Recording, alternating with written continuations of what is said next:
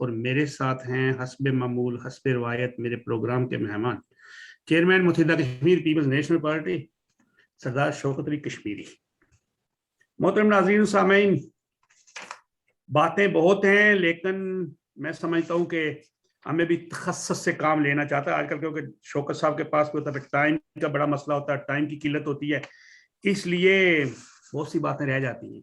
लेकिन चंद बातें मैं करूँगा कि परसों एक दिन पहले तो वज़ीर आज़म ने एक रहमतुल आलमीन कॉन्फ्रेंस में, एक तरबीती कॉन्फ्रेंस थी, वहाँ पे वो मौजूद थे। वज़ीर आज़म मकसद यानी मुमलकत खुदादाद पाकिस्तान के वज़ीर आज़म, उन्होंने हज़रत उमर फारूक के दौर की बातें करते हुए कहा कि उन्होंने खालिद बिन वलीद जो कमांडर इन चीफ थे उनको माजूल कर दिया, लेकिन किसी ने चूं चिरां तक ना की।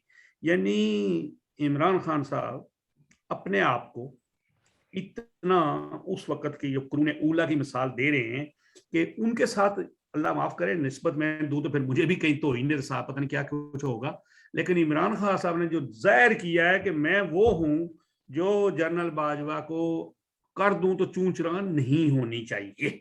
मैंने ये, शायद मेरा मतलब गलत ना हो, कमांडो भी बनना चाहते हैं। शनीद यह है कि काम इतना बढ़ गया है कि पीएम मुमलकत क़यादत जनरल बाजवा साहब को कबल अज वक़्त घर भेजना चाहते हैं। और आज पीएम साहब ने यह फरमाया कि दाइश से, वो जो SIS को ESI किया है, कि छुटकारा पाने के लिए वाहिद और बेहतरीन ऑप्शन तालिबान है। अगर मदद ना की, मदद ना हुई तो 20 साल कबल वाले तालिबान आ जाएंगे। और अमेरिका का इत्तेहादी बनकर बड़ा नुकसान उठाया, अपनी नाकामियों को छिपाने के लिए हमें कुर्बानी का बकरा बनाया गया और अशरफ गनी की हुकूमत को बारी सरमायाकारी से मुस्तफीद किया यानी अमेरिका ने। और नैब का जो वो जो कर रहे हैं ना, तो शौकत साहब से मैं बात करूंगा, वो सारा मैंने भी पढ़ा है बिल। तो उसमें तो ये है कि वो अगले ये जो 5 साल खत्म हो जाए उसके बाद कोई भी मुस्तकबिल में वजीर आला, वज़राए आज़म, वज़रा, सदर, किसी किसी किसी यानी जो अवामी नुमाइंदे जिनको कहा जाते हैं, इनके खिलाफ किसी भी इनके दौरे इक़्तिदार के इक़दाम की कोई मतलब उनको चैलेंज नहीं किया जा सकेगा। तो हम चलते हैं शौकत साहब के पास। अस्सलाम वालेकुम जी। जी वालेकुम सलाम। सर, मैंने अभी 2-4 बातें की हैं, तो ये तो खैर बातें तो बहुत है, लेकिन इस तरह क्या बंदा करे। अभी वज़ीर आज़म के पास इतने इतने इख्तियारात होते हैं, पता नहीं किधर जा रहे हैं, किधर आ रहे हैं। तो अब तो उन्होंने कह दिया कि मैं मतलब ये शुनीद है कि वो कहते हैं चलो 22 अक्टूबर 2023 से पहले कोई काम में, 22 से पहले मैं कोई एडवांटेज करूं। तो शायद ये कमांडो बनना चाहते हैं, शायद पता नहीं क्या बनना चाहते हैं, अल्लाह ही जाने। ये तो इनकी पॉलिसियां हैं। और खारजा पॉलिसी का ये हाल है कि वजीर खारजा कहते हैं कि हमने पूरी दुनिया को, और क्या कहते हैं जी, क्वारंटीन करना, आइसोलेट कर दिया हमने, उनको ऐसे कर दिया, हम अकेले हैं। यानी पूरी दुनिया एक तरफ है, हम एक तरफ है, और दुनिया गलत है जो एक तरफ है, हम ठीक हैं जो कल्ले ही खड़े हैं मैदान में रांझे की तरह। बात यह है ना जनाब कि इमरान खान साहब जब रियासत मदीना की बात करते हैं और यौम सीरत या यौम विलादत हुजूर सल्लल्लाहु अलैहि वसल्लम पर जो उन्होंने खिताब फरमाया, सीरत और नबी पे काम जी, तो उसमें उन्होंने तो तारीखी हवाला तो दुरुस्त ही दिया कि हजरत उमर ने खालिद बिन वलीद को हालत जंग में, बहरहाल ये भी कहा है ना कि बहुत ज्यादा उनको अपने ओहदे से बर्तरफ कर दिया था, माजूल कर लिया था। जी। तो बेसिकली ये बताते हैं कि देखो आप लोग जो है वो रियासत मदीना में रहते हो और कुल्ली अख्तियार अमीर के पास है। अच्छा। अमीर जिसको चाहे जिस सूबे का गवर्नर बना दे, क्योंकि उस दौर में तो असल में गवर्नर होते थे ना, अमीर के नुमाइंदे। ये जरा पार्लिमानी जमहूरियत जो पाकिस्तान में एक तकल्लुफ हुआ है, तो इसको तो वो मानते नहीं है। یہی وجہ ہے کہ پارلیمنٹ اگر آپ دیکھیں تو ٹوٹلی ارریلیونٹ ہے اس سارے پورے عمل میں، پورے دور میں۔ حکومت جو ہے وہ آرڈیننسوں پہ چل رہی ہے، اور جو حکومت کو عمومی طور پر آرڈیننس کا مطلب یہ ہوتا ہے کہ جو پریزنٹ رجیم ہوتی ہے اس کو اگر کہیں کوئی ایسا کام جو اپنے حق میں، اپنی حکومت کے حق میں کرنا ہو تو اس میں عمومی طور پر آرڈیننس کا سہارا لیا جاتا ہے۔ لیکن پرابلم یہ ہے کہ کانسٹیٹیوشن میں آرڈیننس کی جو مدت ہے وہ 3 مہینے کی ہے، اور اس کے بعد آپ سن رہے ہیں؟ جی جی میں سن رہا ہوں، ایک فون آ گیا، میں نے بند کر دیا اس کو۔ تو اس پیریڈ کے دوران اگر آپ اسمبلی سے اس کو ریٹیفائی کروا دیں تو پھر وہ ایک طرح کا قانون بن جاتا ہے، اور اگر یہ کام آپ نہ کروا سکیں تو پھر جو ہے وہ آرڈیننس اپنی موت آپ مر جاتا ہے۔ آرڈیننس کی وقت یہ ہوتی ہے۔ تو یہ جو جتنے بھی جو انہوں نے آرڈیننسوں کے ذریعے اپنے حکومت، اپنی کیبنٹ کو جو تحفظ دینے کی کوشش کی ہے، اب دیکھنا یہ ہے کہ جو ملک کی دیگر فورسز ہیں وہ ان آرڈیننسوں کو کس نظر سے دیکھتے ہیں، اس پہ کیا لائے عمل اختیار کرتے ہیں۔ اگرچہ اپوزیشن پارٹیوں نے تو بادی نظر میں ان کو ریجیکٹ کر دیا ہے، لہذا شاید یہ ان کی خواہش پوری ہو یا نہ ہو، اس کے بارے میں کچھ کہنا قبل از وقت ہے۔ جو چیز طے ہے وہ ہے حکومت کی انٹینشن، حکومت کی نیت۔ وہ حکومت جس کا بہت بلند بانگ دعویٰ اور نعرہ ہوتا تھا کرپشن، بقول تبصرہ نگاروں کے حکومت نے اپنے آپ کو NRO دے دیا، اور اپنے وزراء کو اور اپنی کیبنٹ کو یقین دلا دیا کہ جو کچھ مرضی آپ کریں، کوئی قانون آپ سے پوچھ نہیں پائے گا۔ اور اس میں 2 پہلو ہیں، ایک تو یہ ہے کہ ان کے انٹرسٹ کو اپنے ساتھ پی ٹی آئی کے ساتھ جوڑنا۔ اگر پی ٹی آئی پھر آئے گی تو ان سارے قوانین کو تحفظ ہوگا، اور اگر کوئی اور حکومت آ گئی تو پھر آپ سولی چڑھیں گے۔ تو لہٰذا ان آرڈیننس کے ذریعے پی ٹی آئی کے جو کور ہے اور جو کیبنٹ ہے اس کو انٹیکٹ رکھنا، کہ تاکہ کوئی سیٹ بیک نہ ملے اور لوگ اپنے مستقل مفاد کے لیے پی ٹی آئی کے ساتھ ہی جڑے رہیں۔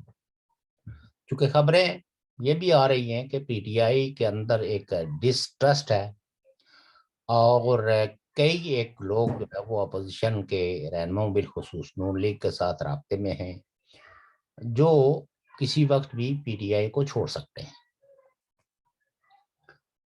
سوال یہ پیدا ہوتا ہے کہ جو اپوزیشن کی پارٹیاں یا نون لیگ ہے یا پیپلز پارٹی ہے وہ کن شرائط اور کس قیمت پر ان کو اپنے ساتھ ملاتے ہیں، یہ ڈیل پہ ہے۔ اور پاکستان کی پالیٹکس آپ کو پتہ ہی ہے، 2013 کے الیکشنز پہ بھی جو نون لیگ کے بعض زعماء کا بیانیہ ہے وہ یہ ہے کہ وہ الیکشن بھی فری اینڈ فیئر نہیں تھی۔ اس کے تناظر میں اگر دیکھا جائے تو پھر ایک 2013 نون لیگ کے حق میں ہموار کیا جا رہا ہے، جو 2022 ہو یا 2023 ہو۔ اور عمران خان صاحب کی جو سب سے بڑی پریشانی ہے کہ جو انہوں نے ڈیزائنز کیے تھے اس میں وہ رنگ نہیں بھر پا رہے، کیونکہ آرمی نے ایک ایسا فیصلہ کیا جس سے آپ کہہ سکتے ہیں کہ پی ٹی آئی کی بنیادیں اگر زلزل ہو گئی، اگر ہل نہیں گئی ہیں تو متزلزل ضرور ہوئی ہے۔ ٹھیک ہے، جھٹکا لگا ہے ان کو۔ سوال یہ پیدا ہوتا ہے کہ آخر ایک ملک کا پرائم منسٹر جس کو اپنے تئیں دعویٰ ہے کہ وہ ایک الیکٹڈ پرائم منسٹر ہے، اس کا اصرار جو ہے وہ 2-3 باتوں پہ کیوں ہے. ایک تو جنرل فیض حمید پر وہ کیوں اصرار کر رہے ہیں، یعنی آخری ان کا جو اصرار تھا، آخری جو مطالبہ تھا وہ یہ تھا کہ اچھا ان کو آپ دسمبر میں جو ہے وہ چینج کر لیں، لیکن دسمبر تک یہی کنٹینیو کریں. اور اس پہ انہوں نے یہ اظہار بھی کہیں کیا ہے کہ چونکہ میں نے اپوزیشن پارٹیوں کو مینیج کرنا تھا، وہ جو الیکٹرانک مشین ووٹنگ والا ہے، اور دوسرا کچھ آرڈیننسوں کو پاس کرانے کے حوالے سے، اور اگر یہ چینج ہو گئے تو یقیناً یہ قدم ہوگا میری حکومت کو فیل کرنے کا. لہذا میں اس لیے یہ اصرار کرتا ہوں. اور جو لوگ انہوں نے بھیجے آرمی چیف کے پاس، انہوں نے جا کے جو وزیر اعظم کا مدعا بیان کیا تو آرمی نے بہت کلیئرلی ان کو کہا کہ یہ ہماری ڈومین ہے اور اس ڈومین میں ہم کسی سویلین کو گھسنے نہیں دیں گے. ہمارے اپنے رول آف بزنس ہے اور یہ آرمی چیف کی ڈومین ہے کس کو کس عہدے پہ کہاں ٹرانسفر کرے، کہاں اپائنٹ کرے. اس میں آپ کا کوئی اختیار نہیں ہے، نہ کوئی قانونی اور نہ کوئی اخلاقی. اور اس بات پہ بھی انہوں نے تھوڑی سی ان لوگوں کی ایجوکیشن کرنے کی کوشش کی کہ جو آئی ایس آئی، ایک اور انہوں نے مطالبہ کیا کہ اچھا بھائی، گفتگو کے دوران کہتے ہیں کہ ہم نے جنرل فیض کے برائٹ مستقبل کے لیے یہ فیصلہ کیا ہے، کیونکہ جب تک وہ کور کو ہیڈ نہیں کریں گے تو وہ آرمی چیف کے کینڈیڈیٹ بن ہی نہیں سکتے.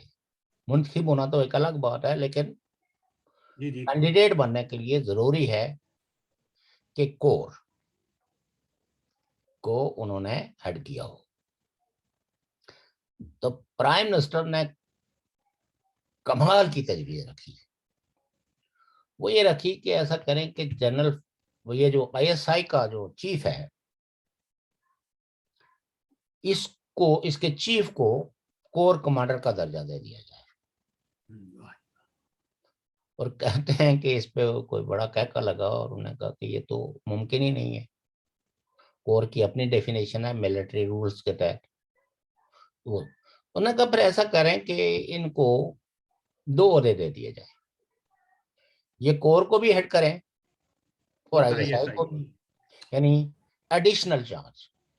تو انہوں نے کہا کہ یہ کچھ آپ لوگوں کی کیبنٹ میں ہوتا ہے ایڈیشنل چارج، ملٹری کے اندر جو جس جگہ ٹرانسفر ہوتا ہے اس کو یہ 24 آورس کی جاب ہے اور اس کو کنسنٹریٹ کرنا پڑتا ہے. کور کی بڑی ذمہ داری ہوتی ہے کور کمانڈر. کہتے ہیں کہ آرمی چیف نے کہا کہ یہ تو بہت ہی بےہودہ قسم کی تجویز آپ لوگ لائے ہیں، اور ساتھ میں ان کو کہا کہ یہ جو فیصلے ہم نے کیے ہیں ٹرانسفر کے اور لوگوں کی اپائنٹمنٹ کے، اٹ از فائنل، کوئی امینڈمنٹ نہیں ہوگی اس میں اور کوئی کسی کی نہیں سنی جائے گی، کسی کو پسند ہو یا نہ پسند ہو. وہ تو کور کمانڈر کے اجلاس میں بھی انہوں نے یہ ہمارا اختیار ہے. تو کہتے ہیں چاروں ناچار وزیر اعظم نے اپنی کیبنٹ کے لوگوں سے کہا کہ پھر نہ ہی سمجھے اور انہوں نے دستخط کر لی. اصل پرسوں میں پیغام بھی بڑا سخت بھیجا تھا سر. چلے ہمیں ان کے پیغام سے کوئی نہیں، جنرل کور کمانڈرز کا پیغام تھا وہ. ان کے پیغاموں سے کوئی خوشی نہیں ہوتی. نہیں کہ ایک سویلین گورنمنٹ جو ہے وہ انڈرمائن ہو. نہیں، یہ تو غلط طریقہ ہے، پکی بات ہے. لیکن سویلین گورنمنٹ کو بھی اپنے رول آف بزنس چلانے کے لیے کم از کم کانسٹیٹیوشن کو دیکھنا چاہیے. یہ تو حکومت یہ چلاتے ہی نہیں، ان کو کبھی دیکھا ہی نہیں.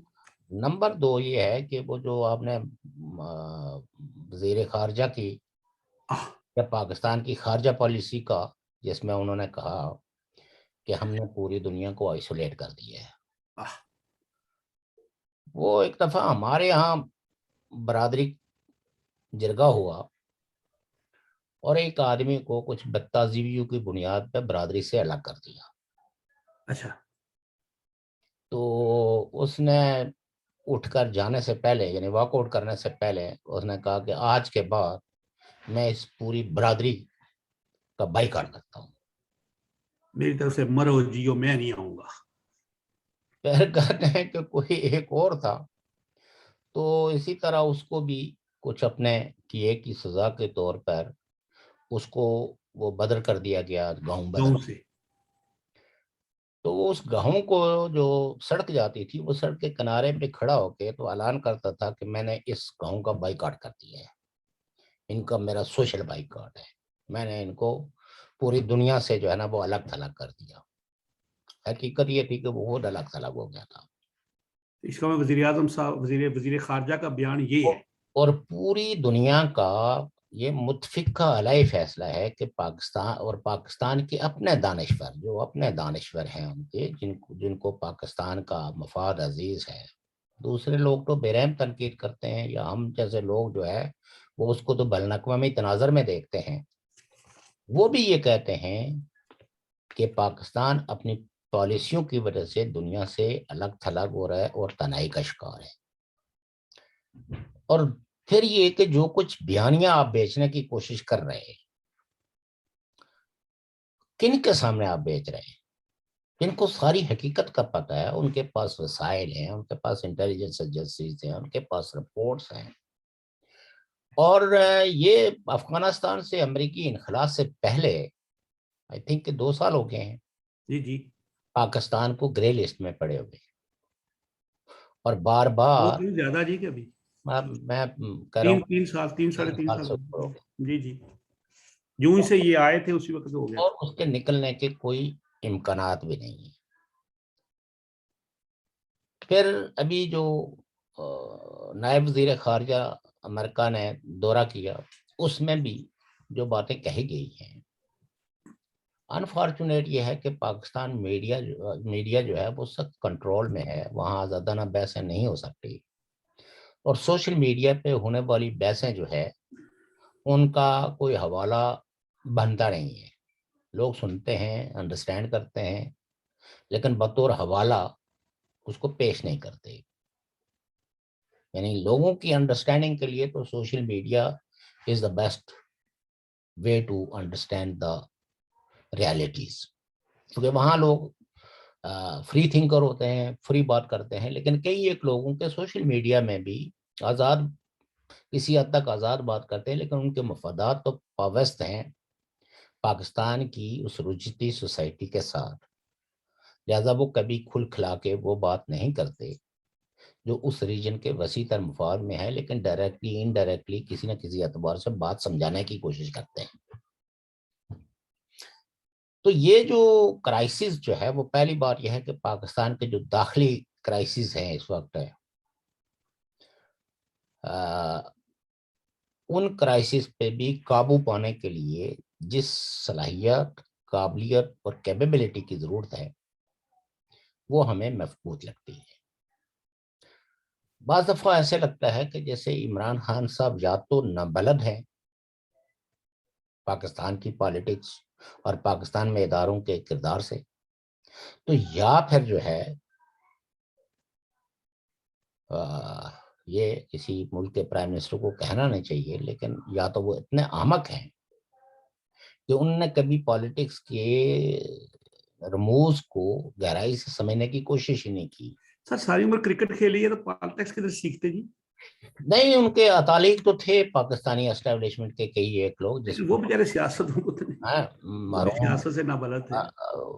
لوگ, اور ان کو ان کی گرومنگ کے لیے جب یہ کرکٹر سے تو اس وقت بھی ان کی گرومنگ کی جا رہی تھی, لیکن انفارچونیٹلی جس طرح کی ان کی اپنی گرومنگ تھی, ظاہر ہے جب جیسے اتعلق ہوں گے وہ کل کسی نے ان کے اتعلق کا ذکر کیا, اور نے کہا جی ان کے اتعلق میں وہ جو میجر جنرل غلام حمید گل, ہاں جی جی وہ تھے. پھر وہ صحافیوں میں حسن نثار اور وہ جو اپنے ارون رشید ہیں, تو وہ کہہ رہے تھے کہ بڑے لوگ ہیں جی.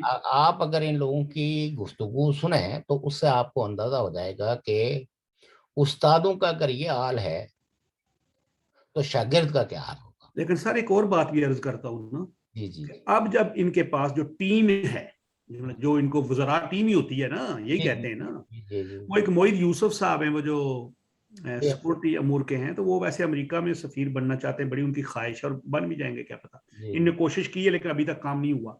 انہوں نے کہا کہ اگر دنیا افغانستان میں امن چاہتی ہے ہوں. تو then you must be contact with us, آپ ہمارے ساتھ رابطہ کریں. اتنا ہی پاکستان وہ کہتے ہیں نا کہ ہوئے دوست جس کے تم دشمن کیوں ہو وہ آسماں اس کا. میرا خیال ہے یہ بیان دینے کی ضرورت نہیں چاہیے تھی. دیکھیں بات یہ ہوتی ہے نا, ڈپلومیسی کی دنیا میں ایک پہلا اصول یہ ہوتا ہے کہ آپ انگیجمنٹ کی پالیسی اختیار کریں.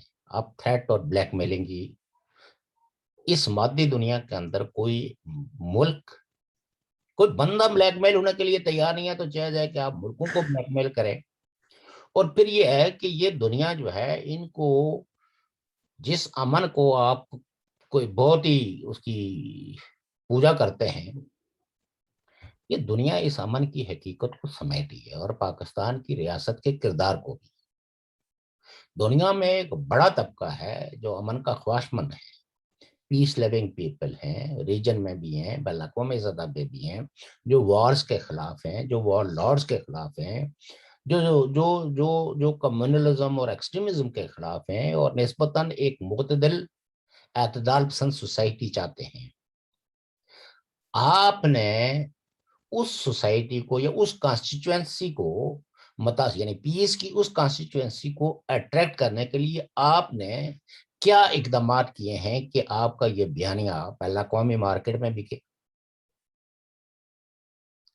آپ کے اپنے ملک کے جو قوانین ہیں, جو کانسٹیٹیوشن ہے, دنیا کو تو اس کانسٹیٹیوشن پہ اعتراض ہے, اس کی شکوں پہ اعتراض ہے کہ یہ بدترین قسم کا کمیونل کانسٹیٹیوشن ہے, جہاں ریلیجس منورٹیز کو, ایتھنک گروپس کو کسی قسم کا کوئی سپیس نہیں ہے. وہاں کے جو مختلف لاز ہیں جو آپ نے مذہب کی بنیاد پہ لاگو کیے ہوئے ہیں, اس پہ بھی دنیا معترض ہے. پھر جو امن کی خواہش ہے, اس امن کے حوالے سے دنیا آپ کا ماضی دیکھنا چاہتی ہے کہ یہ جتنی آرگنائزیشن دنیا میں ہے جنہوں نے ٹیررزم کیا, ان کا کہیں نہ کہیں روٹ جو ہے وہ جا کے اس کی جڑیں پاکستان سے ملتی ہیں. جس کسی نے یورپ کے اندر کسی جگہ بھی کوئی ٹیررسٹ ایکٹ کیا ہے تو ڈانڈے جا کے تو اس کے وہیں ملے ہیں.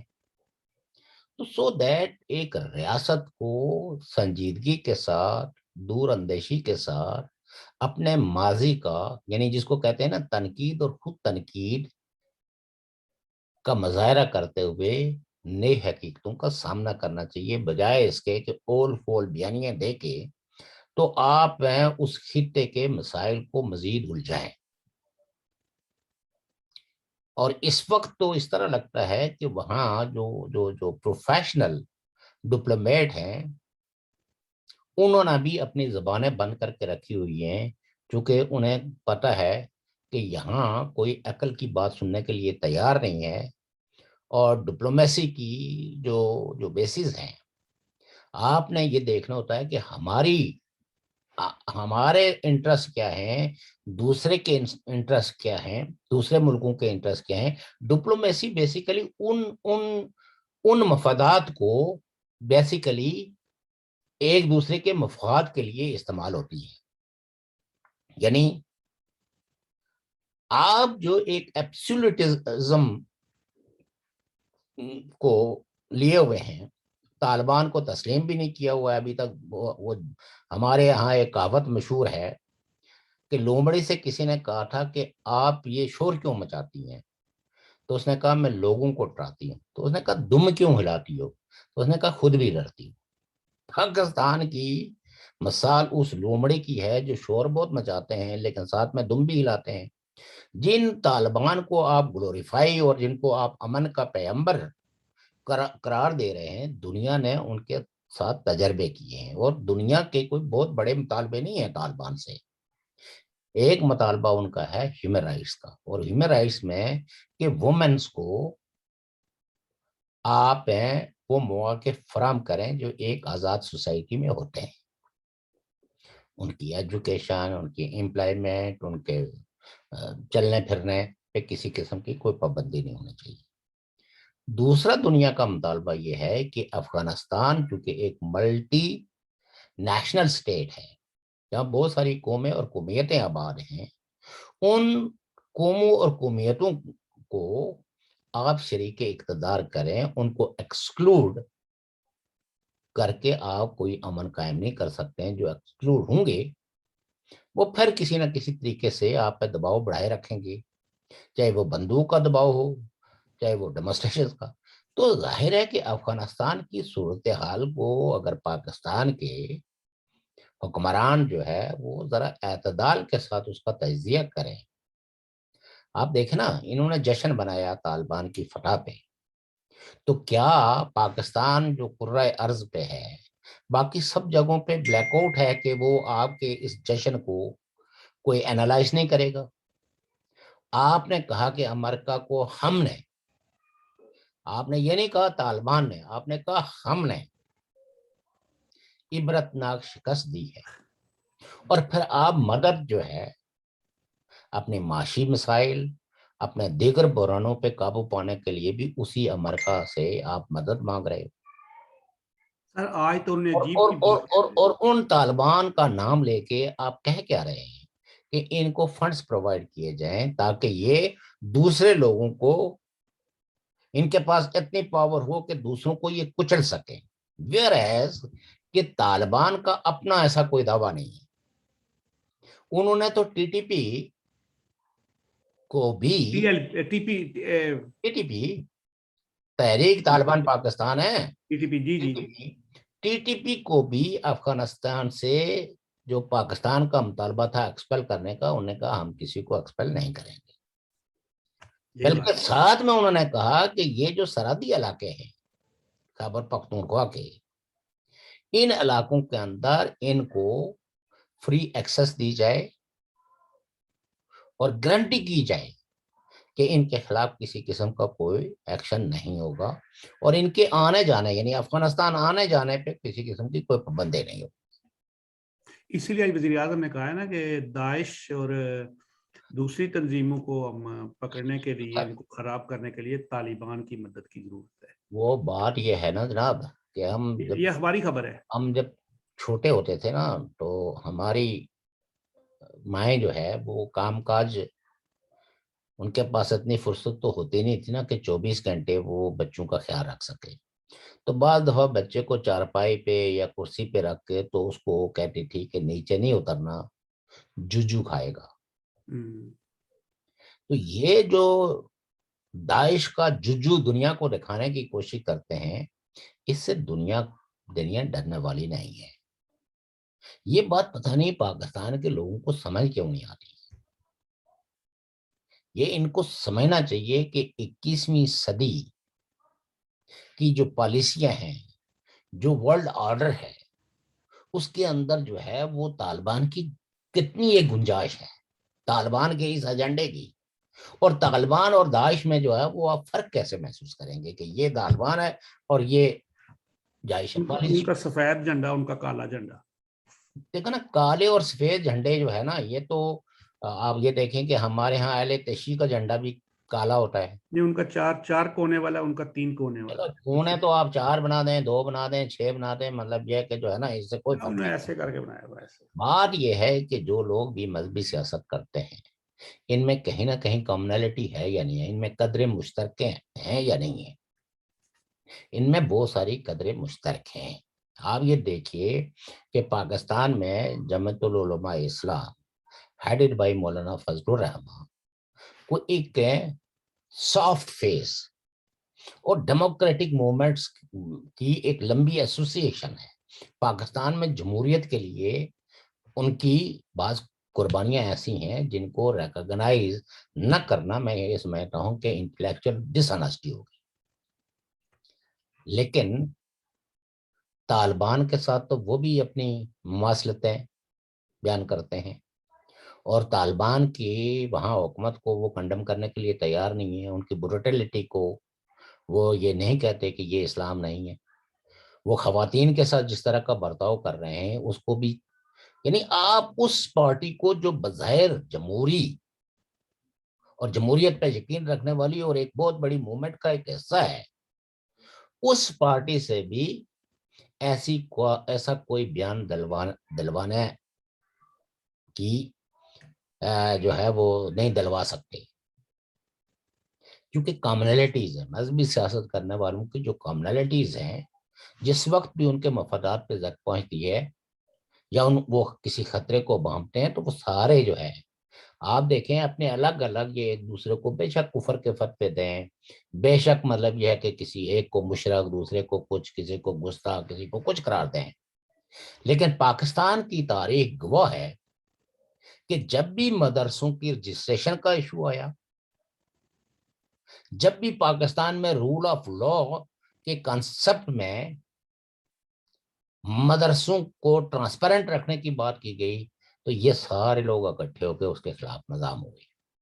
یہ میرا کوئی کسی کے بارے میں کوئی بغض نہیں ہے، میں نے تو جمعیت العلماء اسلام کا جو جو جو روشن پہلو ہے وہ بھی بیان کیا ہے، لیکن جن لوگوں کی روزی روٹی کا انحصار جو ہے وہ مذہب پہ ہے، وہ جب بھی ان کی پالیٹکس کو خطرہ ہوگا وہ یونائٹ ہو جائیں گے۔ ان کو آپ وہ داعش ہو، وہ ٹی ٹی پی ہو، وہ جو شمالی چائنا کی جو آرگنائزیشن ہے جو علیحدگی کی جدوجہد کر رہی ہے، ان سب لوگوں کا میں ایک کامن ایجنڈا ہے to use religion for their own purposes. ان کو اپنی جگہ پہ ان کے پاس بے شمار قسم کی دلیلیں ہیں، وہ کئی جگہوں پہ ظلم و ستم کی ایسی ایسی داستانیں بیان کریں گے اور کہتے ہیں کہ کیا آپ چاہتے ہیں کہ ہم ہاتھ پہ ہاتھ رکھ کے بیٹھے رہیں؟ تو سو دیٹ پاکستان، وہ کل بھی کسی نے میں بات کی تھی مجھے بڑی پسند آئی، انہوں نے کہا بھائی بات یہ ہے کہ جس چیز کو آپ اپنے لیے پسند نہیں کرتے، ہاں وہ ایک عائشہ اعجاز ان کا نام ہے، خاتون اینالسٹ ہیں، انہوں نے بہت خوبصورت بات کی، انہوں نے کہا بات یہ ہے کہ افغانی لوگ کہتے ہیں کہ جن چیزوں کو آپ اپنے لیے پسند نہیں کرتے ان کو ہمارے سروں پہ مسلط کرنے کے لیے کیوں آپ مصر ہیں؟ اور افغانستان کے گریونسز ٹورڈز پاکستان جو ہے وہ یہی ہیں، اور مسئلہ یہ ہے کہ جس وقت آپ طالبان کو گلوریفائی کرتے ہیں، طالبان کے لیے اتنی بڑی وکالت کرتے ہیں، پرائم منسٹر کئی گھنٹوں کے انٹرویو دے کے تو طالبان کو ایک امن کا پیغمبر بنا کے پیش کرتے ہیں، تو دنیا ہنستی ہے کہ کیا مطلب یہ کہ ایک ریٹارڈڈ مینٹلٹی پریویل کر رہی ہے پاکستان کے اندر۔ سو پاکستان کے کرائسس عمران خان صاحب کی قیادت میں پاکستان کے بحرانات یہ اور بڑھیں گے، اور وہ جو لائے تھے شاید ان میں بھی کہیں نہ کہیں کوئی احساس ہو، مجھے لگتا نہیں ہے، اس لیے کہ انہوں نے بڑا چن چنا کے ایک ایسا بندہ لایا تھا جس کو اگر 100 ریٹائرڈ جنرلوں کی لسٹ دے دی گئی کہ ان کو اپائنٹ کریں تو اس نے ایک لمحے کے لیے بھی انکار نہیں کیا۔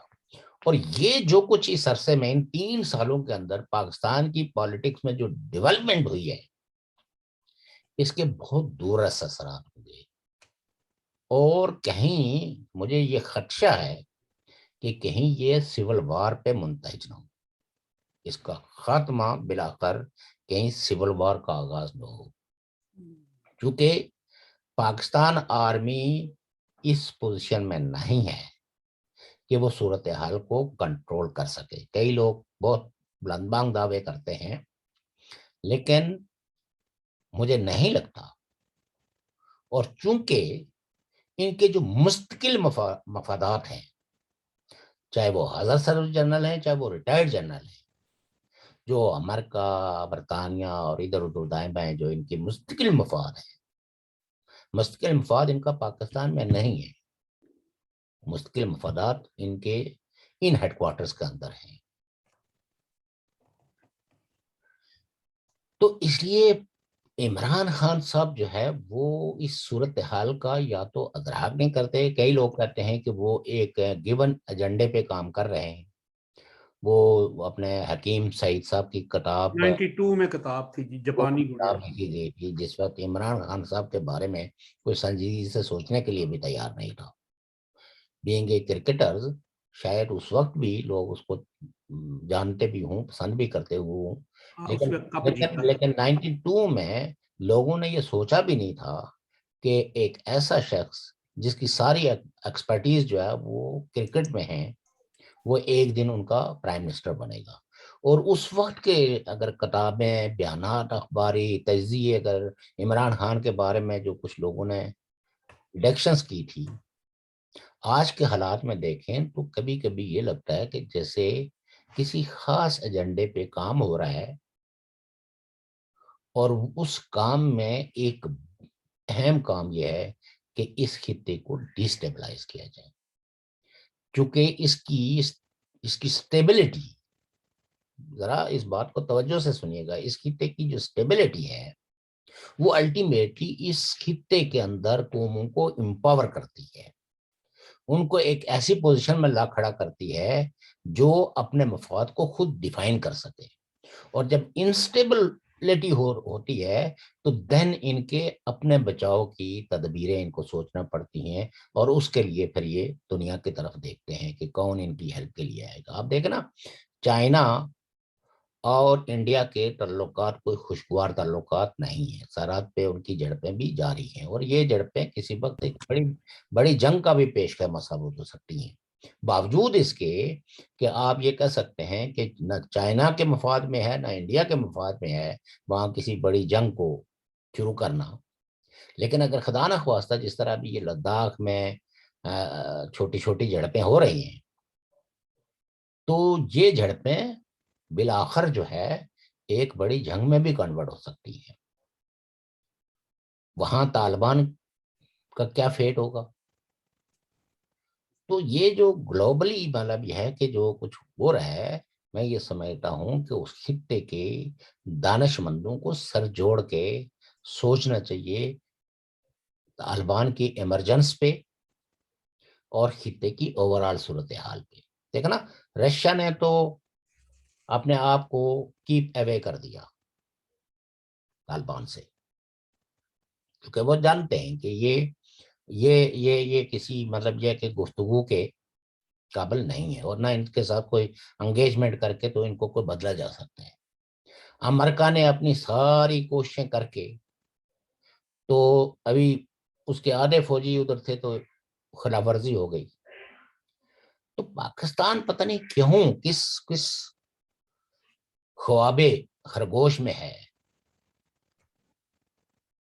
اور وہ کیوں سوچتا ہے کہ افغانستان سے ان کو لیے کوئی بہت بڑی جنت کی نہر ادھر جاری ہو جائے گی.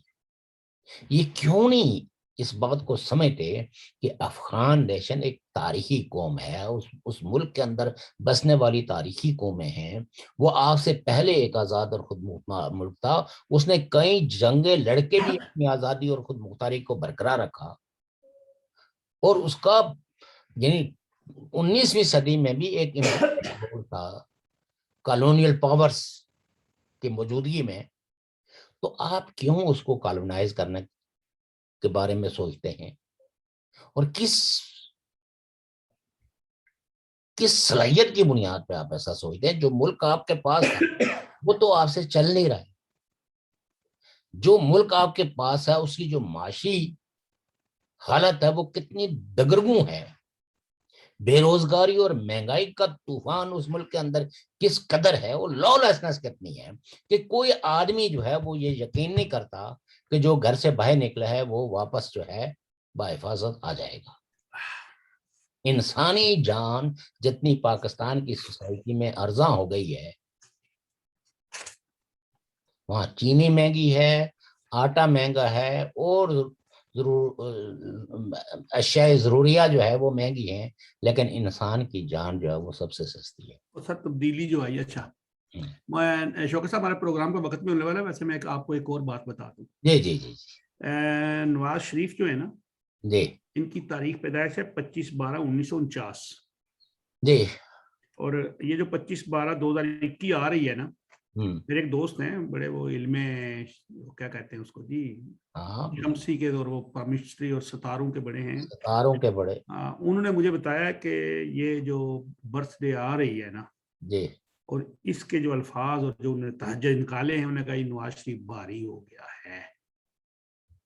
नवाज शरीफ इक्तदार के ईवानों की तरफ जा रहा है। देखिए, मैं तो ये प्रिडेक्टर्स की मैं एक छोटी सी मिसाल दूं। मैं वैसे इन चीजों पर बिलीव नहीं करता हूँ। चलो। एक दिन इत्तेफाक से कोई यूट्यूब पर करते करते एक इंडियन प्रिडेक्टर्स की प्रिडिक्शंस वो कर रहा था, और उसने प्रिडिक्ट किया कि वो जोगीनाथ नहीं है जो यूपी के चीफ मिनिस्टर, तो उसने कहा कि जी ये जो है वो अगले इंडिया के प्राइम मिनिस्टर होंगे। और साथ में उन्होंने कहा कि फिर इंडिया उनकी क़यादत में जितनी तरक्की करेगा, मैंने कहा इन इशारों पे अल्लाह ही जो है ना वो करम फरमाए। तो इसी तरह के हमारे प्रिडेक्टर्स भी हैं इधर, जो कभी हुकूमत को चढ़ाते हैं, कभी मजबूत बनाते हैं, कभी गिराते हैं, कभी किसी एक का सितारा रोशन करते हैं, कभी एक का सितारा जो है ना डिम करते हैं। बेसिकली पाकिस्तान एक ऐसा मुल्क बन गया है जो अनगवर्नरेबल है, और ये ठीक है। इसको हम अंडरस्टैंड कर सकते हैं कि अगर कोई पैट्रियोटिक फोर्सेस हों इदारों के अंदर, तो उनको ये बात समझ लेनी चाहिए कि इस सूरत हाल को अगर 2 3 4 साल के बाद अगर ये मुल्क यहाँ कोई सिविल नाफरमानी और कोई सिविल वॉर ना हुई, तो इसको अगर कोई मैनेज कर सकता है तो वो नवाज शरीफ की लीडरशिप कर सकता है। ये होप की जा सकती है, या ये माजी के तनाजर में प्रिडिक्ट किया जा सकता है। अब ये उनके सितारे गर्दिश में है या उनके सितारे उरूज पे हैं, चलो वो देखेंगे पाकिस्तान बाद में। पाकिस्तान की हालत ऐसी नहीं है कि किसी के आने जाने से वहां कोई बहुत बड़ी कोई तब्दीलियां आ सकती चलो। हैं, कि क्राइसिस आपने इतने पैदा कर दिए हैं, और बैनुल-अक़वामी दुनिया के अंदर ताल्लुकात जो है वो इतने खराब कर दिए हैं कि इन ताल्लुकात को भी मैनेज करना जो है वो आइंदा आने वाली हुकूमत के लिए काफी मुश्किल हो। तो शौकत साहब, हमारा टाइम तो हो गया है। जी जी। वैसे बैरूनी मुल्कों से तलकात के लिए वज़ीर आज़म जल्द सऊदी अरब का दौरा करने वाले हैं। तो मोहतरम नाज़रीन सामीन, हम आज का प्रोग्राम का इख्तिताम चाहते हैं। और तो शौकत सबसे साहब ने, पहले आपके प्राइम मिनिस्टर से पूछेंगे वो जो घड़ी हमने गिफ्ट की थी वो किधर फरोख्त कर दी। चलो वो बेचारे ने वो कौम के लिए बेच दी है। मोहतरम नाज़रीन सामीन, एक ही कि इल्तिजा है कि आप आए रियासती जमातों में, रियासत के मुत्तहिद होने में, और मुत्तहिदा रियासत जम्मू कश्मीर के लिए। तो इसी पे इत्तेफाक करता हूँ। अगले प्रोग्राम तक इजाज़त चाहता हूँ।